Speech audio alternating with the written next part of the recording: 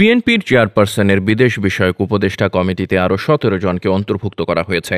সোমবার বিএনপির সিনিয়র যুগ্ম মহাসচিব রুহুল কবির রিজভীর স্বাক্ষরিত এক বিজ্ঞপ্তিতে এ তথ্য জানানো হয়। বিজ্ঞপ্তিতে জানানো হয়, গত ১৫ জুন বিএনপির ভারপ্রাপ্ত চেয়ারম্যান তারেক রহমানকে সভাপতি করে ১১ সদস্য বিশিষ্ট চেয়ারপারসনস ফরেন অ্যাফেয়ার্স অ্যাডভাইজারি কমিটি গঠিত হয়। কমিটির সদস্যদের মধ্যে হুমায়ুন কবির আন্তর্জাতিক বিষয়ক সম্পাদক, সিরাজুল ইসলাম সাবেক রাষ্ট্রদূত, তাজভিরুল ইসলাম সভাপতি, কুড়িগ্রাম জেলা বিএনপিকে বিএনপি চেয়ারপারসনের উপদেষ্টা কাউন্সিলের সদস্য হিসেবে পদমর্যাদা দেওয়া হয়।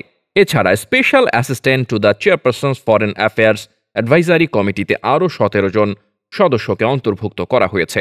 তারা হলেন আশরাফ উদ্দিন সাবেক রাষ্ট্রদূত Canada, doctor Enamul Haque Chowdhury Sylhet, ANM Wahid Ahmed সাবেক deputy mayor tower Hamlets, Anwar Hossain Khokon আন্তর্জাতিক বিষয়ক সম্পাদক বিএনপি, রাশেদুল হক আন্তর্জাতিক বিষয়ক সম্পাদক বিএনপি, নাহিদ খান সহ আন্তর্জাতিক বিষয়ক সম্পাদক BNP, doctor Tofazzal Hossain Tapu Japan, Hafiz Khan Sohel Washington, ASMG Shah Farid Pennsylvania, Badrul Islam Shiplu California, Dolly Nasir Italy, doctor Golam Faruk Shahin New York, Shafiq Dewan Germany, doctor Shamim Parvez Germany, Haji Habib France, Kabir Ahmed Ireland, Mohammad Naimul Bashir Austria.